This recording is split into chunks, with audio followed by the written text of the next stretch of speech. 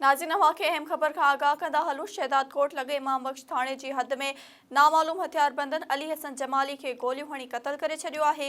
अली हसन जमाली शहदाद कोट मां ॻोठ खुदा बख्श जमाली वञी रहियो हो त हथियारबंदन नूरपुर वटि फायरिंग करे क़त्ल करे छडियो। नाज़रीन अवां खे हिकु दफ़ो ॿीहर ॿुधाईंदा हलूं त शहदाद कोट लगे इमाम बख्श थाने जी हद में नामालूम हथियारबंदन अली हसन जमाली के गोलियों हणी क़त्ल करे छडियो आहे।